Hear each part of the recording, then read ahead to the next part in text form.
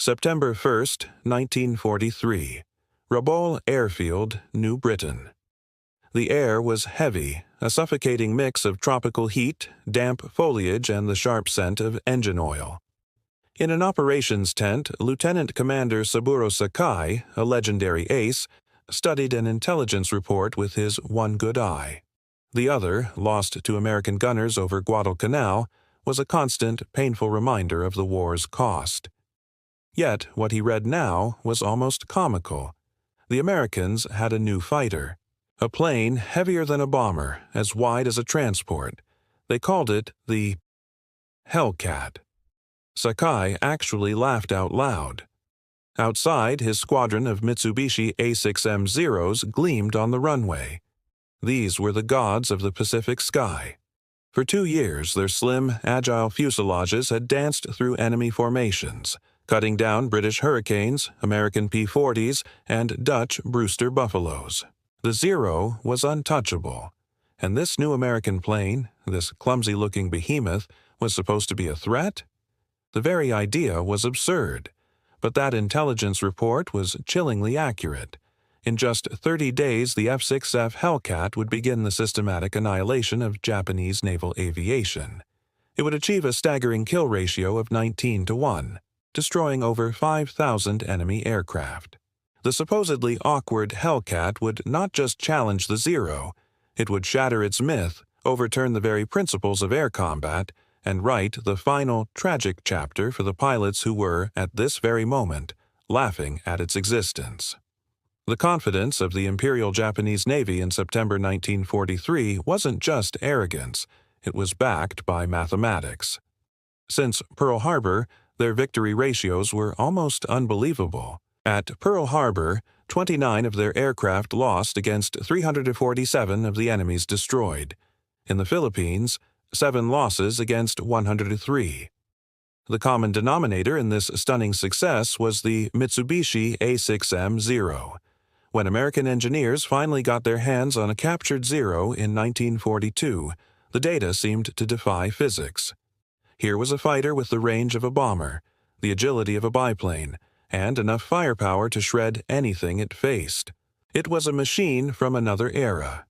As Japan's top ace, Hiroyoshi Nishizawa, wrote in his diary, "Flying the Zero is like wearing wings. It responds to thought, not just control input. American planes fly like trucks, powerful but clumsy. They build fighters like they build cars. Heavy, overbuilt, wasteful." He was right. The Zero's miraculous performance came from extreme sacrifice. Its frame was built from a top-secret duralumin alloy, making it 30% lighter than American designs. But there was almost no armor to protect the pilot. The fuel tanks weren't self-sealing. Even the radios were often removed to save a few more pounds. Every ounce was sacrificed for agility and range. It was a duelist's rapier, swift and deadly. By contrast, the first intelligence reports on the F6F Hellcat painted a picture of an airborne brute. It weighed more than twice as much as a Zero.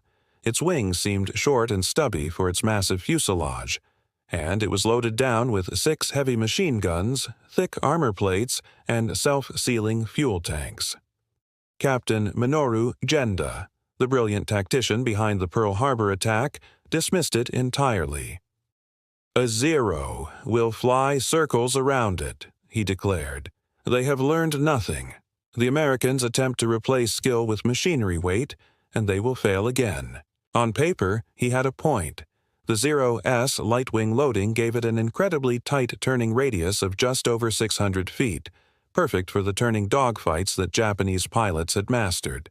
The Hellcat's was over 900 feet. In a traditional turning battle, the kind the Zero pilots excelled at, the Hellcat seemed destined to be torn apart. But the Americans weren't planning to fight a traditional battle.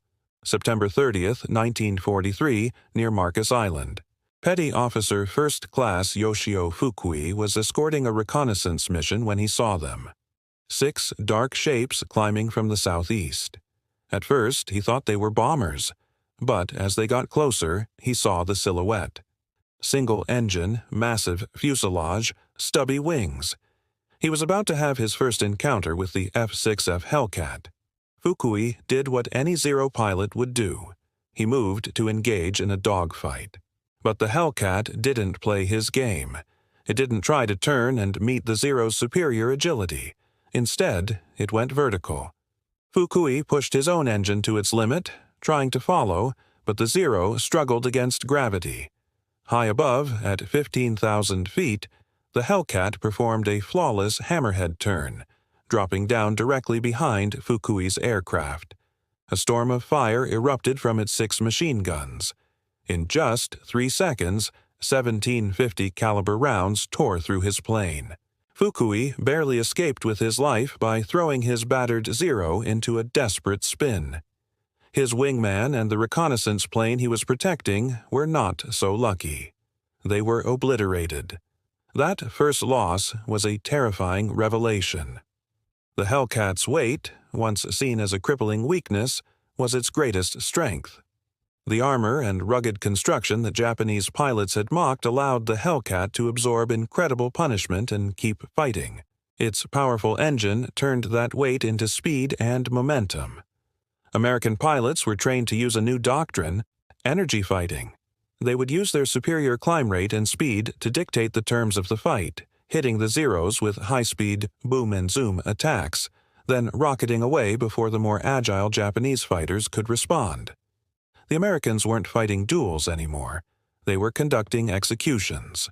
Their reliable radios allowed Hellcat pilots to coordinate their attacks, working in pairs, one plane above, one below, to trap and destroy the isolated Zeros. It was a cold, efficient system, a world away from the samurai-style duels of the early war. The technological gap was becoming a chasm. By December 1943, even Commander Mitsuo Fuchida, the hero of Pearl Harbor, was sending back grim reports. The Hellcat's 6 machine guns could fire a combined 4,500 rounds per minute, each bullet hitting with devastating force. The Zero's lighter cannons simply couldn't compete. Worse still, American carriers were equipped with advanced radar. They could direct their Hellcats to intercept Japanese formations long before the Zero pilots even saw them coming. All the skill and agility in the world meant nothing if you were ambushed from above by an enemy you never knew was there. The laughter that had echoed in Saburo Sakai's tent in September had turned to dread. The pilots who once joked about the clumsy American fighter were now writing their final letters home, knowing that an encounter with a Hellcat was a virtual death sentence. The Grumman F6F Hellcat, the plane they had all underestimated, had not just entered the war. It had ended an era, sweeping the once invincible Zeros from the sky and changing the face of aerial warfare forever. January 1944. The skies over the Pacific were changing.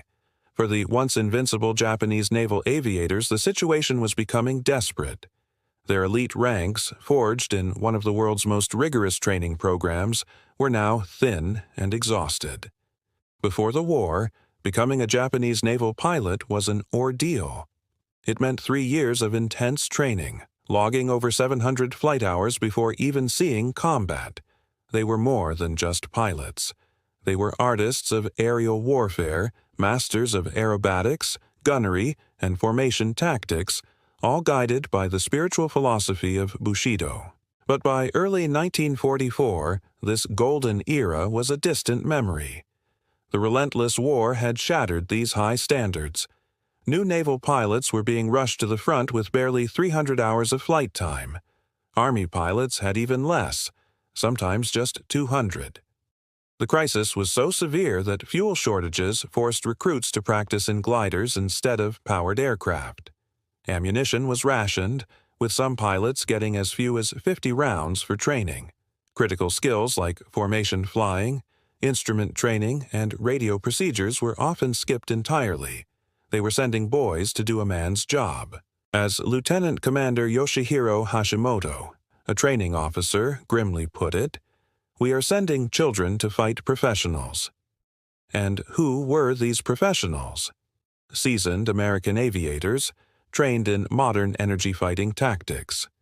Each one arrived in the combat zone with at least 300 flight hours under their belt, including 50 hours specifically in their assigned aircraft, sharpened by countless practice missions over the vast Texan landscape. The tragic consequences of this imbalance were immediate and brutal. Consider Ensign Yamamoto. On his very first combat mission, he had never fired his guns in the air and had zero practice in night flying. He lasted just 7 minutes before being shot down. These were the pilots who were supposed to carry the legacy of Japan's elite, now facing a new American war machine, a machine purpose-built to exploit every single flaw in their outdated doctrine and training. A machine called the F6F Hellcat. The Formosa campaign in October 1944 painted a grim picture of this new reality. Vice Admiral Shigeru Fukuomi, desperate to counter American carrier raids, committed over 700 aircraft, including the last of his properly trained pilots from the homeland squadrons. Japanese propaganda trumpeted stunning victories, claiming 26 carriers and battleships sunk and 300 American planes destroyed. The truth, however, was a catastrophe. Post-battle analysis revealed that American forces had lost only 89 aircraft. In stark contrast, Japan had lost over 329 planes and, more importantly, nearly all of its remaining experienced pilots. Lieutenant Sadaki Akamatsu, one of the few veteran aces to survive, described the horror. The Hellcats were everywhere.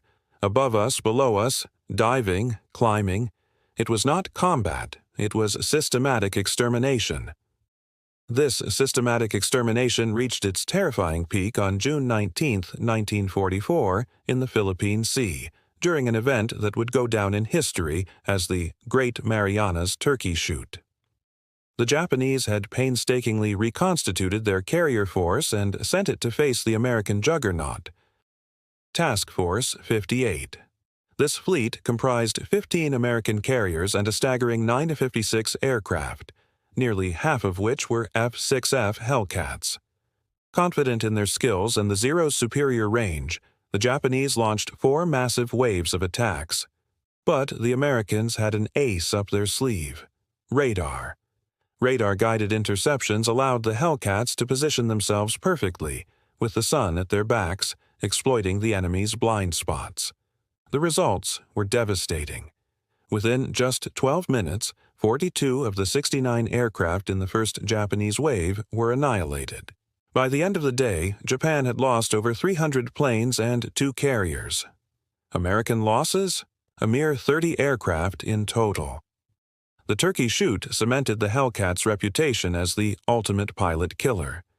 American aces were born in these battles. Commander David McCampbell, leading Air Group 15, single-handedly shot down 7 enemy aircraft in a single day. His wingman added 6 more. The legend of the Hellcat was written in the skies over the Marianas. And the dominance only grew. During the Battle of Leyte Gulf in October 1944, Hellcat pilots demonstrated complete and total air superiority. In one legendary mission, Commander McCampbell took on a force of 60 Japanese aircraft and shot down 9 of them, including 5 Zeros, without a single American Hellcat being lost. By August 1945, the numbers told the whole story. America had over 5,000 pilots trained on the Hellcat. Japan, by contrast, had fewer than 100 pilots left who were still capable of effective air-to-air combat. The psychological impact on the surviving Japanese pilots was profound. Military psychologists later identified a condition they called Hellcat psychosis, a state of complete demoralization and terror that gripped pilots who had to face the American fighter. And the technology gap just kept getting wider. By 1945, the Hellcat was an even deadlier predator. It featured water injection to boost its engine to 200 horsepower zero-length rocket launchers for ground attack improved armor to protect its pilot, and the revolutionary K-14 computing gun sight which automatically calculated the lead needed to hit a maneuvering target. Even Japan's most legendary ace, Saburo Sakai, was no match for this technological marvel. When he first encountered a Hellcat in June 1944, he threw every trick he had learned in over 200 combat missions at the American fighter. But the Hellcat matched him move for move, effortlessly handling the extreme stress of aerobatic combat. Sakai admitted that he only survived because the American pilot made a mistake. He was completely at the mercy of his opponent. Meanwhile, behind the front lines, another war was being won. The war of production. American industry was a weapon in itself. At the Grumman factory in Bethpage, New York, workers operated around the clock. They were churning out a brand new Hellcat every 60 minutes. Over a period of just 30 months, an incredible 12,275 Hellcats rolled off the assembly lines.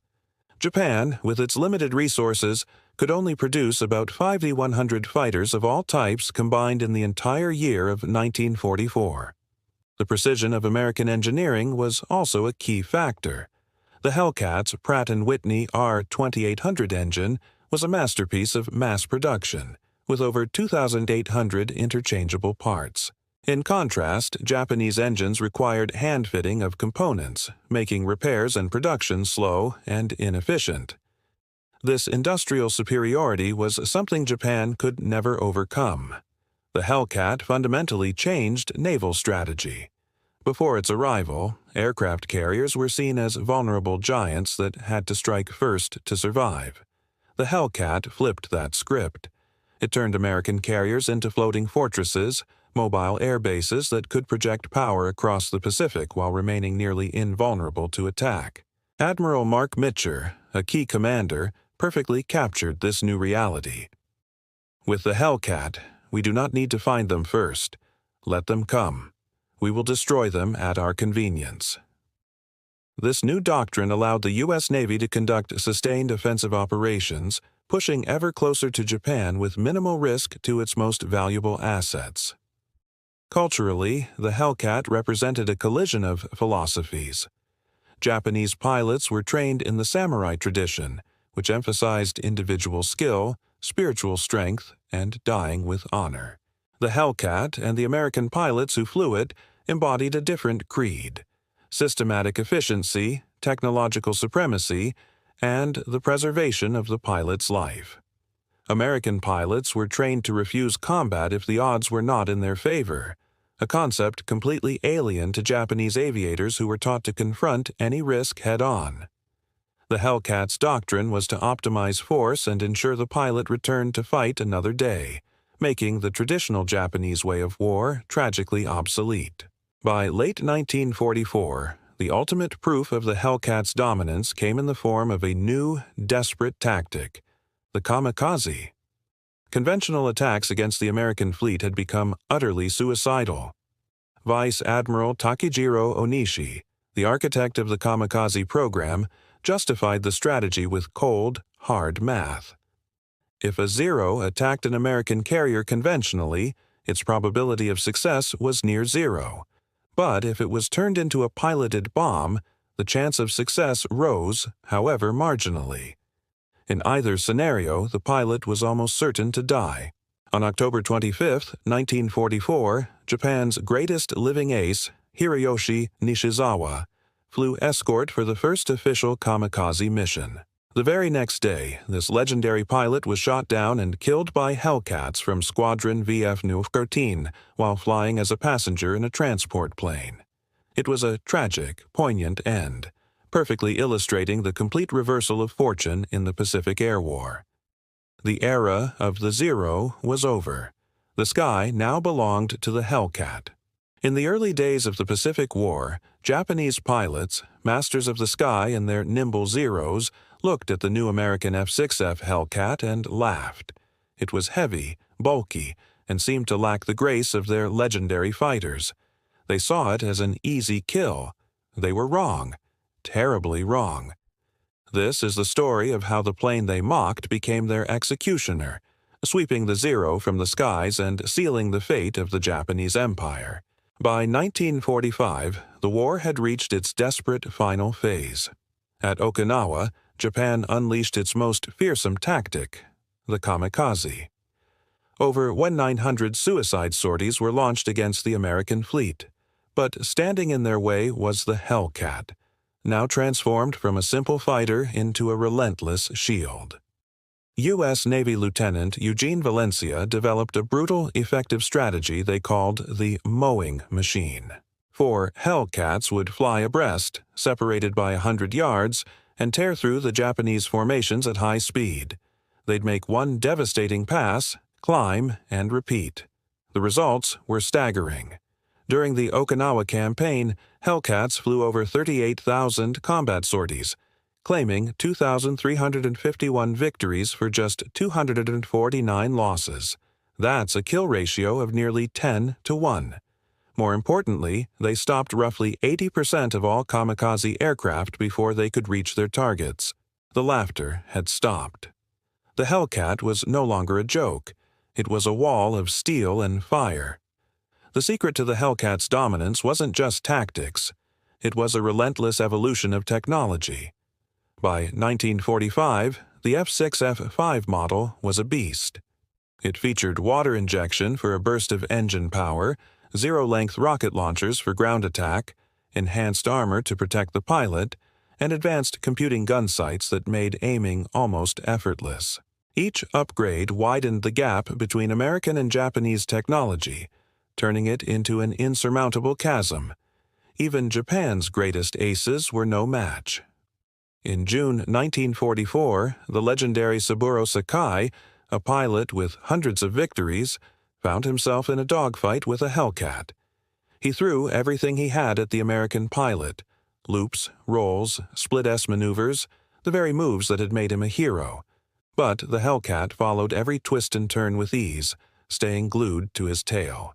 Sakai later admitted he only survived because the American pilot made a rookie mistake and forgot to drop his external fuel tank, which slightly hampered his maneuverability. It was a rare lapse and a humbling realization for one of Japan's best. The human cost for Japan was catastrophic. By the end of the war, the Hellcat had destroyed over 5,200 enemy aircraft in air-to-air combat, while losing only 270 of its own. It produced 305 U.S. Navy aces, more than any other aircraft. Meanwhile, the Imperial Japanese Navy, which started the war with 18,000 highly trained aviators, had fewer than 100 combat-ready pilots left by August 1945. This collapse forced Japan into the desperation of kamikaze tactics, sending young men with minimal training on one-way missions. August 15, 1945. Emperor Hirohito's voice crackled over the radio, announcing Japan's surrender. On that same day, at Atsugi Airfield, Captain Minoru Genda, one of the masterminds behind the Pearl Harbor attack, looked upon the pathetic remnants of his naval air force. He saw teenage pilots with only a few dozen flight hours and planes patched together from spare parts. He was the man who had once dismissed the Hellcat as a clumsy fighter. Now, its supremacy was undeniable. In a final symbolic act, U.S. Navy Ensign Clarence Moore, flying his Hellcat, intercepted a Japanese dive bomber that day. The Japanese pilot, apparently unaware of the surrender, was making a run on the American fleet. Moore's 6 machine guns opened up one last time, and the enemy plane fell from the sky, marking the final aerial victory of World War II. The war in the air ended just as it had been fought for the past 2 years, with a Hellcat victorious. After the war, Japanese engineers got their hands on a captured Hellcat and were stunned by what they found. Its Pratt & Whitney R2800 engine was a marvel of industrial precision, composed of over 2,800 perfectly machined interchangeable parts. By contrast, Japan's own engines, like the Nakajima Sakai, required parts to be hand-fitted by master craftsmen. No 2 engines were exactly alike. Jiro Horikoshi, the brilliant designer of the Zero, admitted the truth. Japan had perfected the artistry of the sword, but America had mastered the industrial age.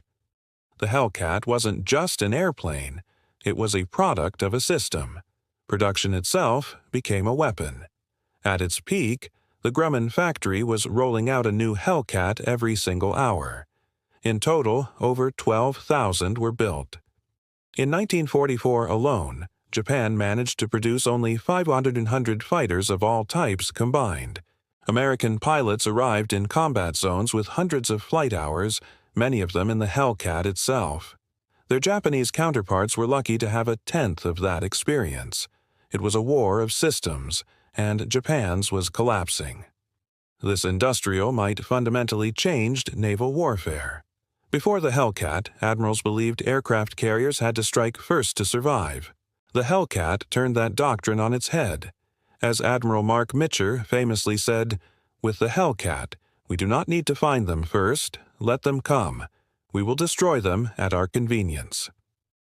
American carriers could now operate with confidence under the protective umbrella of their fighters, projecting power without constant fear of attack. This conflict was also a clash of cultures. Japanese pilots, influenced by samurai tradition, prized individual skill and honor in death. American pilots were trained for teamwork, systematic tactics, and survival. The Hellcat's doctrine, fight only with an advantage, use energy tactics, and work as a unit, was completely alien to the Japanese warrior code. This philosophical difference, as much as the technological one, sealed their fate. Ultimately, the Hellcat's kill ratio tells the story: 19-1 against all enemy aircraft, and 13-1 against the legendary Zero. The very features the Japanese had mocked: the heavy armor, the self-sealing fuel tanks, the robust construction, were the things that brought American pilots home and allowed them to fight another day. Decades later, Saburo Sakai reflected on the war's ultimate lesson. "The Zero made Japan a great naval power," he said. "The Hellcat made Japan realize it was never as great as it believed. We thought we were samurai. The Hellcat showed us we were just men with outdated weapons facing the future." He delivered one final, crushing verdict. Every Japanese pilot who survived the war did so because a Hellcat pilot chose to let them live. That is the ultimate defeat, existing at your enemy's discretion. The F6F Hellcat wasn't just a fighter, it was the physical embodiment of industrial might, superior tactics, and a new way of war. Japanese pilots laughed at it when they first saw it. But in the end, floating in the Pacific or watching from the ground as their empire crumbled, they learned that the Hellcat always had the last laugh. Thanks for watching. If you enjoyed this look into military history, be sure to hit that like button, subscribe to the channel, and ring the bell so you don't miss our next video. We'll see you next time.